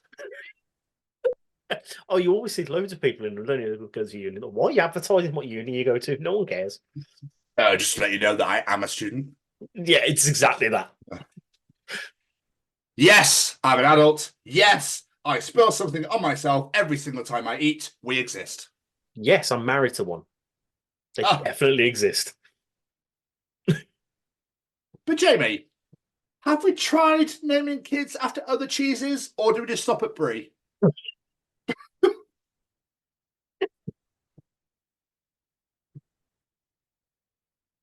Is there a more? Is there more? There's got to be more. Sorry, you froze then. What did you say? I just said, is there more? I feel like there's got to be more. I don't think there is. Here is my daughter, Edam. And my son, Charlesburg. Oh my god, it'd be so cool to be called Gorgonzola. Oh, no, yeah. What a great name, that like a mythical creature. Come on, Emmental, we're late for school. Oh, that's actually quite cute in a way, weirdly. Isn't it? So, I feel I've got the next audience participation challenge once again here. Again? Oh, God. Back to movies. Okay. Depluralize a film. And I'll start. Okay. Jaw. Now, some of these answers are phenomenal. Tree Gump. The Lion, the Witch, and the Shirt. A Dalmatian. Snow White and the Dwarf. Just one. A Single Unfortunate Event. What a boring film that would be. That's brilliant. Yeah, that's going in. I like that. Do you want to send it to you? Yeah, please. I like that one. Okay.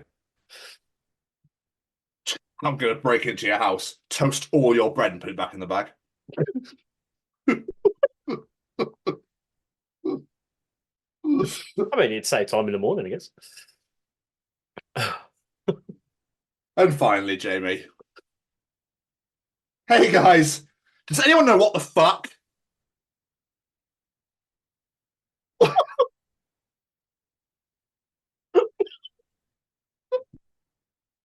And that was another edition of Tom's Journal. I feel like someone needs to do that just to see how people react. Yeah. Just walking. And know what the fuck? Anyone? Does anyone know what the fuck at all? No, it'd be great at a party, wouldn't it? Just walk up to people like, do you know what the fuck? No? Okay. Right. It's about getting into schools and talking to young people because, you know, I know that people can change. And it's about talking to people and getting them to understand and perhaps step back from violence and prejudice and whatever. And we just need to work together and keep on the good fight there. Absolutely. Hey there, guys. We are ecstatically happy to announce that we are associated with the Sophie Lancaster Foundation. The times are changing, and with the unfortunate death of Sophie, those changes have made a massive impact for the future. If Sophie was with us still today, I can guarantee what you are doing will still be reaching so many lives of young teenagers, young adults, and those who wish to be as different as possible. So thank you very much.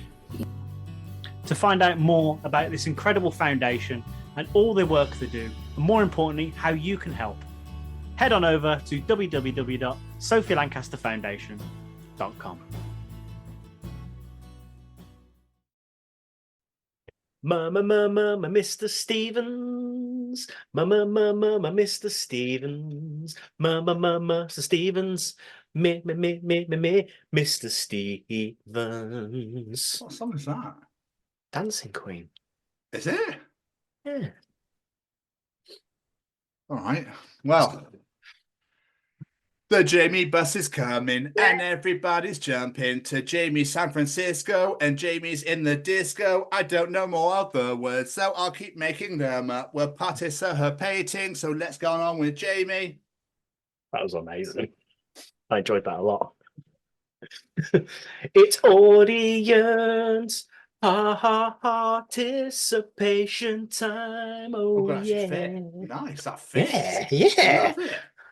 So let's all participate, bitch. Everybody participate. We'll participate and bring. I fucked it. And that's a mine, bitch. Let's keep on singing the hiss, and then let's get on to Jamie's participation challenge. I was running out of breath.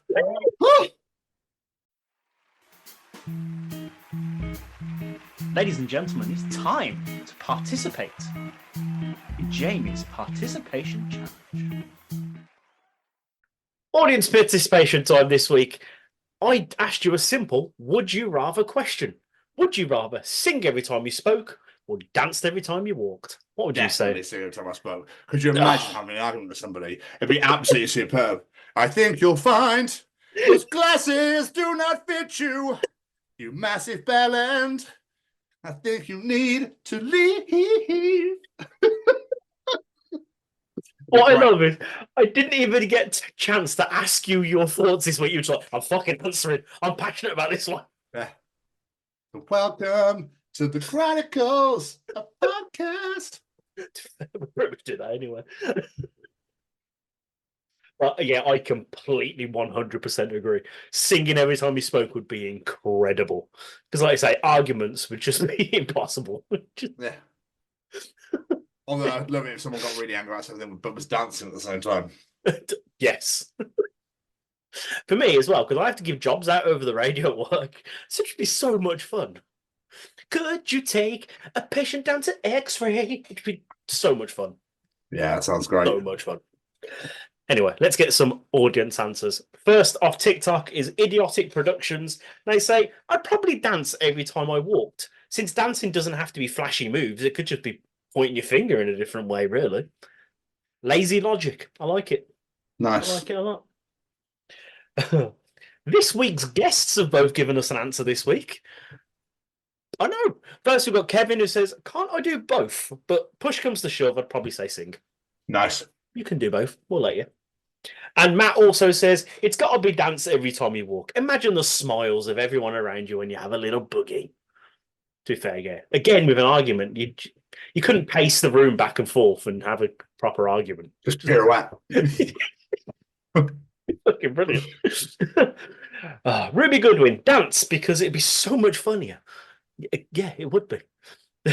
Graham Arnold, this is his words, not mine. Says, I crip walk everywhere due to my injuries and lack of coordination anyway, so. Okay, fair. Okay. Yeah, fair. So you might as well sing and get the double header. Hannah Jones, both singing and dancing take over speaking, so both. Plus, my ADHD literally prefers song and dance, so fair. Wendy Metzler?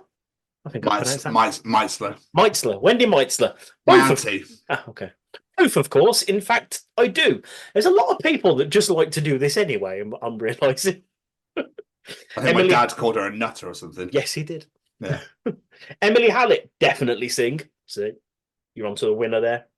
Kim Ashton, Christ, what a choice. I could do neither particularly well. That makes it even funny if you've got no choice. You're doing it anyway. Nina Hewitson, I dance everywhere anyway because of my uncontrollable twitches. There you go. You might as well sing. Best of both worlds again. Becky Westwood, sing. I don't have the energy to be bothered to dance, and plus my foot just says no. Fair. I'll give you a couple more because these really made me laugh. Martin Skerritt. I can't sing or dance. I'd go with sing, as I think it'd be pretty cool calling someone a CUNT in an operatic tone. Absolutely would.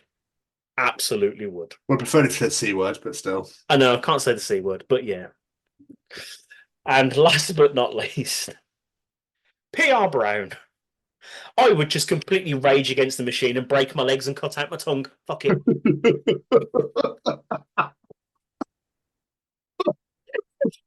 Oh, I love it. One way of getting out of it, PR. I like it, so.